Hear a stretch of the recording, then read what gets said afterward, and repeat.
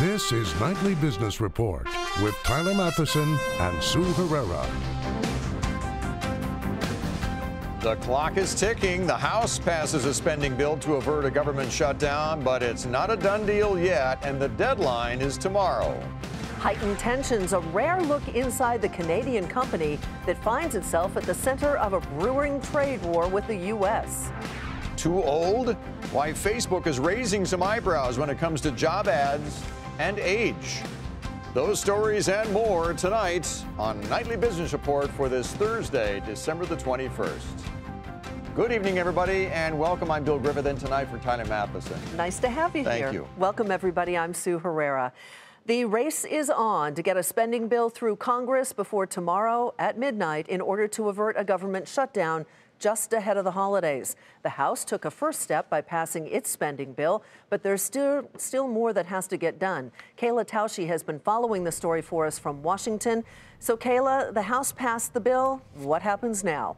Well, now the Senate needs to pass the bill, Sue, and they are considering it as we speak. We'll let you know when that vote comes in. Republican Rand Paul has voiced opposition over one of the provisions, but it's unlikely that that will sway enough lawmakers to vote against it. It is expected to pass. Well, what are the sticking points left over? What are they fighting about? Well, Senator Paul is really not a fan of one of the provisions that lifts spending caps in order to provide the funding for the deal. He thinks the country should be more fiscally responsible. Now, this bill, because it's streamlined, it doesn't contain many of the add-on goodies that you normally see to win lawmakers over. In fact, leadership wasn't really able to offer Democrats anything except the ability to avert a shutdown. Most of their policy priorities were punted to January. And what does that mean in January when that short-term bill expires? Well, this sets up another showdown on January 19th. Lawmakers hope to have longer-term deals worked out by then, but the White House also wants to do entitlement reform, immigration, health care, and get a massive infrastructure package underway. It's proving to be a daunting to-do list, and it's still a few weeks away. What happens if the Senate doesn't pass this bill tonight? The House is already adjourned, and I happen to know that some of the members of the House are leaving Washington right now. Yes, they are not only leaving Washington, they are done for the year, so they say. That is why the expectation is that the Senate is going to pass this. You would imagine that leaders from both chambers would have had conversations about the most likely outcomes and that they wouldn't have let the House go out if there were a chance that the Senate wouldn't pass this. If the Senate chose to send something back to the House, well, then they would have to consider it and make any changes and repass that again. Keep us posted, Kayla. Thanks so much. Kayla Tausche in Washington. Elsewhere late today, Dow component Nike reported better than expected earnings. It was a crucial quarter for the company, which has been facing heightened competition from the likes of Adidas. The good news is that revenue rose about 5% on stronger sales growth in some key markets. But reaction was mixed, and the stock was volatile in the initial late-day trading. Eric Chemi breaks down Nike's quarter for us tonight. Despite the fact that Nike beat on the top line and the bottom line, better than expected for earnings per share and total revenue, what sticks out, the one big takeaway that analysts are going to look for, the North American business. It was down 5%. People were expecting it to be only down about 1 to 3%. So 5% is a lot worse than people are expecting, and that's going to be the key. Is there too much supply in that business? Are prices being discounted too much? The company is still targeting a $50 billion revenue target 5 years from now. They're at about $36 billion right now. So they've got a long way to go, and it'll be interesting to see what happens in the next few quarters. Can they stay on track for that $50 billion number? The big takeaway on Nike's earnings, that down 5% number in their North American business. For Nightly Business Report, I'm Eric Chemi. The American economy expanded at its fastest pace in more than 2 years in the third quarter. The final reading of gross domestic product came in at 3.2% annual rate, slightly lower than the last reading. An increase in business spending offset a slight decline in consumer spending. The report marks the first time since 2014 that the economy experienced growth of 3% or more for 2 straight quarters. A former top economic advisor to President George W. Bush is reportedly being considered for the job of vice chair at the Federal Reserve. It's Larry Lindsey. He also served as a governor of the central bank from 1991 to 97. As first reported by CNBC, Mr. Lindsay has expressed interest in that position. The vice chair seat was vacated in October by Stanley Fischer for personal reasons. On Wall Street, stocks traded higher after a growing list of companies said they would spend their tax savings on higher wages and investment. That helped lift the mood of the market, and bank and energy shares helped lift the major averages. The Dow Jones Industrial Average added 55 points to 24,782. The Nasdaq was up 4, and the S&P 500 rose 5. While no one really knows what the impact of the tax bill will be on stocks, some wonder whether it might spark a rush into the market. So Mike Santoli takes a look. The backers of the corporate tax cut bill about to become law are promising a boost to U.S. economic growth, in part by encouraging companies to engage in a bit of rational recklessness.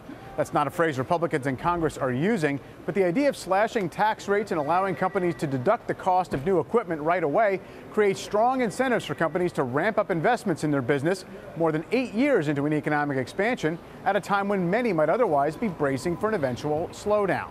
More money flowing through the private sector is no doubt a net positive for growth and corporate profits. Still, encouraging heavy new rounds of spending by companies that have not found many promising projects during a long period of growth and low interest rates is a bit of a novel experiment. Some economists are also saying that the tax cut, coming with unemployment already low, could be a recipe for an outbreak of inflation and higher interest rates, which could offset some of the anticipated boost to growth and corporate profits. And of course, it remains unclear just how much of the tax cut will be used toward future investments, how much will flow to the bottom line as profits, and how much will be handed back to investors as stock buybacks and dividends. Stock investors could be counting on getting some of the same windfall cash that workers have been promised, and vice versa. For believers in the tax package, the goal is to let the economy run a good deal hotter, in part by getting CEOs to set aside their caution and do more building and hiring in the U.S. Whether this is called rational recklessness or the more familiar animal spirits, it's an economic mode we've scarcely seen in nearly 2 decades. For Nightly Business Report, I'm Mike Santoli. And as Mike just said, it remains unclear how much of the corporate tax cut will be handed back to investors in the form of dividends, but some are betting that dividends will continue to go up, and investors, of course, need to be ready. Eric Onnes is the president and founder of Titus Wealth Management. He joins us tonight to talk about this. You know, already we've heard from some, there have been a number of share buybacks announced in the month of December leading up to the tax bill being passed. Do you expect that to continue, and the dividend increases as well? So, Bill, great question. One of the things I do want to touch on is you know, the rest of America, the majority of America is going to benefit from this tax cut. Some of the states, California, New Jersey, and New York, obviously are going to be a little strained when you look at buying a cottage for $750,000 and having a $10,000 property tax cap and not being able to write off your state income tax. But by and large, as a whole, we feel like there's room to run, and for basically companies to give money back to shareholders, if indeed that does come true, that companies do bring money back from overseas, paying that out to shareholders and continuing that dividend increase seems like a logical progression. Any sectors that you think might excel at increasing those dividends? So great question, Sue. So if you look at large growth in the technology companies, they've soared this year, and the bar just keeps getting set higher and higher. And when we look at the S&P paying a dividend of around sub 2% and high dividend basket of stocks paying over 3%, if we see a creep up to 4%, that could be a good thing. Your question on inflation is well put. If inflation takes off, is that going to adversely affect some dividend-paying stocks? The answer is probably. But remember, that basket's full of financials. Today, I think, was an interesting microcosm as we were talking about the passage of the tax bill on Wall Street today. Energy stocks and financial stocks were the leading groups. Utilities and real estate, very interest sensitive, were the big laggards in this market. Right. Going into 2018, do you think that's how the market's going to play out? And is that where you'd put money to work right now, in those leading groups? Well, it seems like we're seeing a bit of a reversion to sectors that haven't really taken off as much. As an example, those sectors up about half as much as the market overall. So we do see a rotation potentially if the large growthier names and technology names do not continue to grow exponentially, that we may see some drift back into those names. The big caution is if we do have inflation, and we certainly don't want to see another 1994. We had huge interest rate, 6 of them in a short amount of time, and it really did an adverse effect on the the market. So slow and steady on the interest rate increase, it would be a good sign for these stocks to do well. What else is on your radar as something that might possibly either hold back the continued rally in stocks or maybe even derail it? Well, it's pretty simple. The geopolitical right now, not knowing what's going to happen in North Korea, in the Middle East, we really don't know exactly what could creep up. And remember, we haven't seen a pullback of any magnitude since January of 2016, Sue. So I'm not saying that we don't have a continued upward slope, but we may take a small breather along that stair step upwards. Traditional dividend-paying sectors. I often think when I'm here on Nightly Business Report, I know that many of our viewers are still in utility stocks, and utility stocks have performed well in the last 8 years or so. In fact, the Dow Utilities hit an all-time high last month, but they've been falling lately. And as I mentioned, they were among the laggards today. Would you be putting money still to work in the good old-fashioned dividend-paying utility stocks? You know, just because of the interest rate sensitivity, I'm a little more cautious. I like financials a lot more. Financial, consumer staples, some defensible names that are going to pay a good dividend, as well as even some of the mobile carriers that are going to continue to have subscribers, whether or not the iPhone 10 sells or not. We want to make sure that we're looking at names that are going to be somewhat safe, secure, and have a growing dividend. Eric Honest with Titus Wealth Management in San Francisco. Thanks for joining us, Eric. Thanks, Bill. Well, we all know about the concerns some residents of those high tax states are having following the passage of the tax bill. Many, as we've mentioned, will lose a lot of key deductions. But now it appears that some of those states may be starting to think more creatively. Robert Frank explains. Rather than cutting taxes, governors and legislators of high tax states are focused on a different response to the new tax bill, avoiding it. Governors of California, New York, and New Jersey have deployed armies of tax experts and lawyers to find ways of preserving part or all of the deductions that residents get for their state and local taxes. Now, the Republican tax bill would eliminate deductions for state and local taxes over $10,000. There are two main ideas taking shape. The first is aimed at income taxes. States could replace the income tax with a payroll tax, where they tax companies the equivalent of the income tax for each worker. The companies then can deduct their payroll taxes, so they would pay it out, then take the refund and pass that on to the employees at the end of the tax season. Now, this is a long shot. Companies have to agree. You have issues with the progressive tax rates in every state, and it could run afoul of longer-term employment contracts. Now, the second idea, it relates to property taxes. New Jersey and California both looking at the possibility of turning their public school systems into 501c3 charitable organizations. Taxpayers could then deduct the taxes that go to the school. So in New Jersey, about half of your property taxes would go to the school system. You could then deduct that as a charitable gift. Now, 18 states already do something similar, where they offer tax credits to scholarship granting organizations, i.e. private and religious schools. And if all else fails, the states are also considering suing the federal government to end the policy, saying that taking away the SALT deductions is unconstitutional. For Nightly Business Report, I'm Robert Frank. And still ahead, a U.S.-Canadian trade spat. These planes are at the heart of a trade war between the U.S. and Canada. And the person who runs this company calls it ridiculous. I'm Phil LeBeau, just outside of Montreal, Canada, with the story of the Bombardier C-Series, coming up on Nightly Business Report.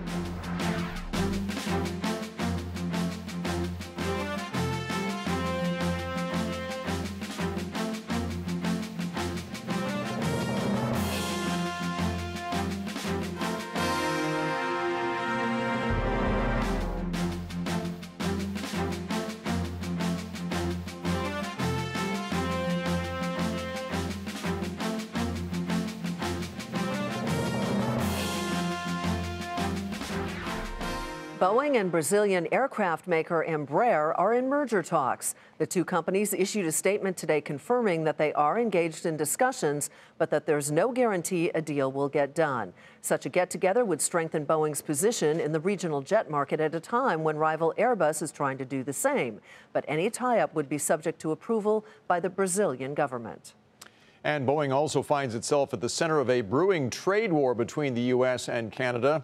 The United States wants to slap a nearly 300% tax on Canadian rival Bombardier's commercial airplane, before it can be sold to Delta and other American airlines. Bombardier says the allegations that it's facing are ridiculous. Phil LeBeau is at that Bombardier assembly plant in Mirabel, Quebec.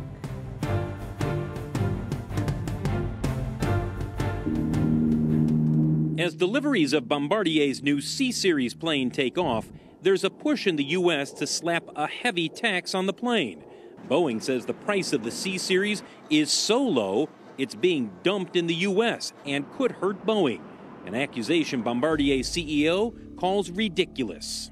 We're doing exactly what everybody in the industry do, which means that when you launch a new program, you have aggressive pricing to start with. And Boeing does the same thing. They did the same thing on the 787. And that's no different than what we did at Delta to relaunch the program.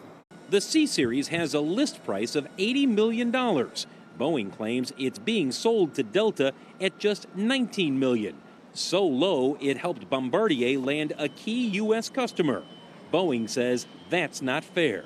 We have to have fair competition.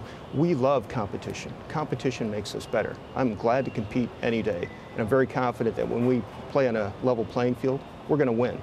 But it's important that everybody plays by the same rules. Is Bombardier breaking the rules with its new plane? Analysts say the company is simply doing what every other plane maker does. Did these subsidies exist? Absolutely. Boeing certainly has a point. The Commerce Department has a point. This jet wouldn't exist if it weren't for an almost unprecedented level of public expenditure. But having said that, it's very difficult to see how Boeing was harmed by that. Bombardier says the real harm in taxing the C-Series could be limiting the $30 billion of economic impact the plane would have in the U.S., because so many of the plane's components and parts come from suppliers in the U.S. While Bombardier is planning to also build the C-Series at a new plant in Alabama, it is not backing down in its fight with Boeing and the Trump administration. The final decision on whether these planes would be taxed by the U.S. should come by early February. If the proposed tariffs stick, it would further hamper an increasingly tense trade relationship with companies here north of the border. Phil LeBeau, Nightly Business Report, Mirabel, Canada. Finish Line raises its full-year earnings guidance. That's where we begin tonight's market focus. The athletic shoe retailer reported earnings and sales that beat expectations and came despite a lot of discounts on footwear. The company also saw same-store sales rise as more shoppers made purchases. Shares jumped nearly 13% to $13.20. Sales of used cars slowed, hurting the bottom line of CarMax. Earnings came in below expectations and foot traffic was down, though the company did benefit from a rise in the average sale price of its used cars. Shares slipped more than 3% to $66 even.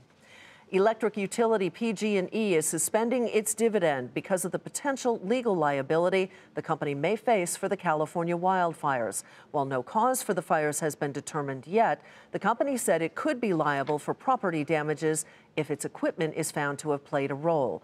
Shares got pummeled. They fell nearly 13% to $44.50.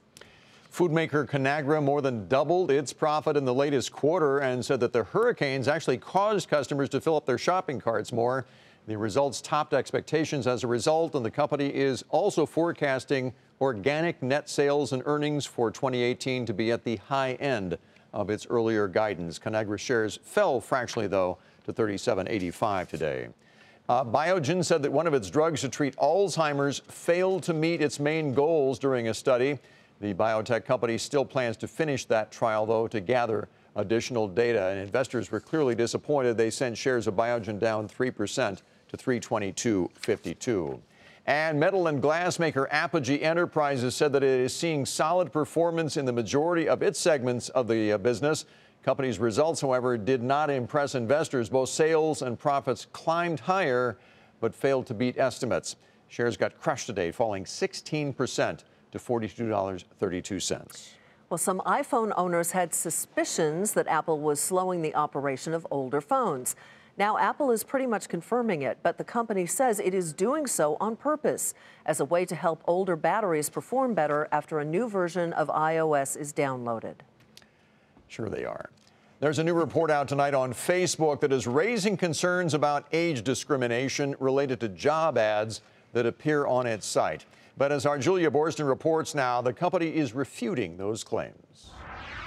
ProPublica reporting that dozens of companies use Facebook to exclude older workers from job ads, saying that Verizon, Amazon, Goldman Sachs, and Facebook itself are among the employers that place recruitment ads limited to particular age groups, questioning whether this ad targeting violates the Federal Age Discrimination in Employment Act, which bans bias against people age 40 and older in hiring.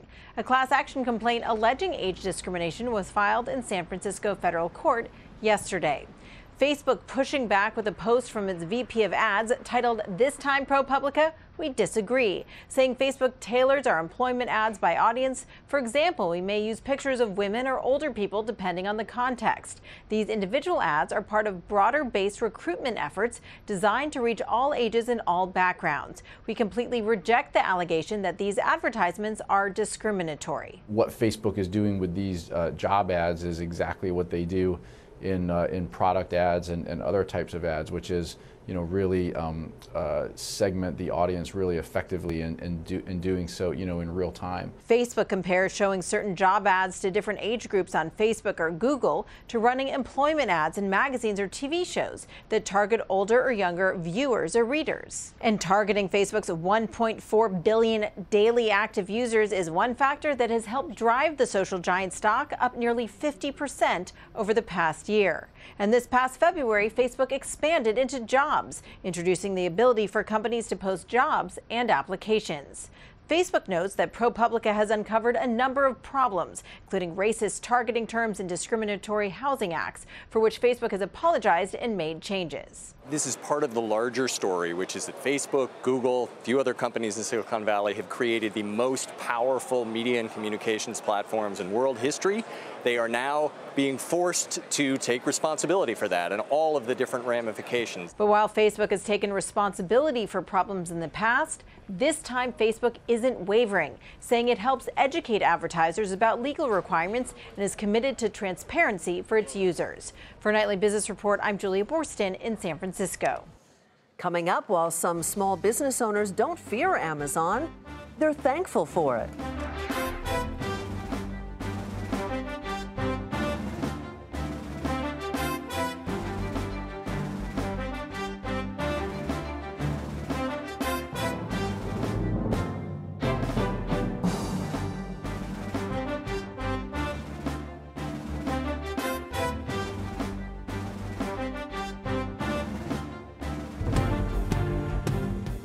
Here's a look at what to watch for tomorrow. The economic calendar is jam-packed ahead of the Christmas holiday.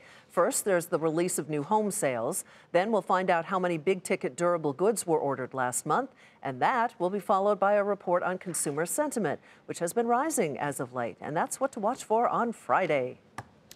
Meantime, enrollment for health plans turned out under the Affordable Care Act to be very strong despite the shortened sign-up window. Officials today said nearly 9 million customers selected a plan by the deadline, and that was more than expected.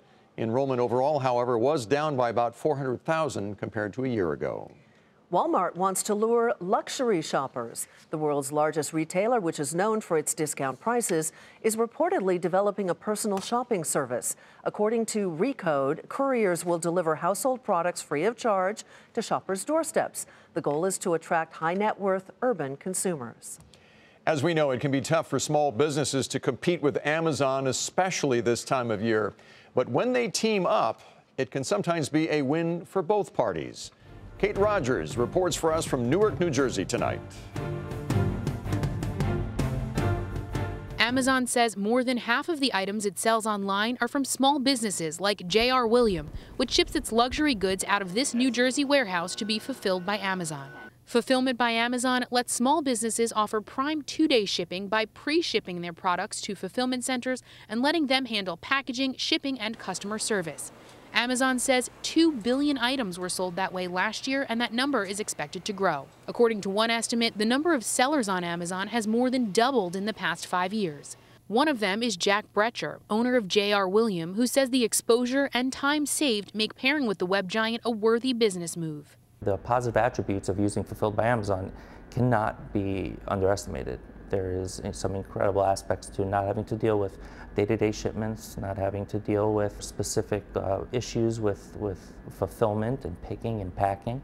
I mean, these are things that a small business owner like myself takes up all day. But it also costs small businesses a degree of control. Retcher says he has little contact with his customers and he faces lower rankings on Amazon if he opts to fulfill on his own. If you're listing fulfilled by merchant on Amazon, then the chances of you becoming a hot seller is slim to none. There are also storage and shipping fees for sellers. Even though Amazon can take a big cut, Steve Grubbs, owner of VictoryStore.com, says it can be up to 30% on his giant greeting cards and signs. The payoff is exposure, since many people limit searches to prime results and winning new customers. People trust it. They know that Amazon's going to take care of them, and so they use FBA or Prime all the time now. So what do small business owners think of Amazon? CNBC and SurveyMonkey polled them last quarter. About 1/3 said they think Amazon is good for business. Nearly half think Amazon is bad for business, but less than 10% say they actually compete with the web giant for customers. For Nightly Business Report, I'm Kate Rogers in Newark, New Jersey. So are you finished with your shopping? Mostly. I haven't even started the wrapping, though. Me either. That's the thing. Oh, that makes me feel so much better. Okay, good. I'm rushing home to wrap tonight, as a matter of fact. I'll be thinking of you. Yeah, I'll be doing the same thing. Yes. That does it for us tonight. I'm Sue Herrera. Thanks for joining us. I'm Bill Griffith. Wrap well. We'll see you tomorrow night. Good night. Lots of tape.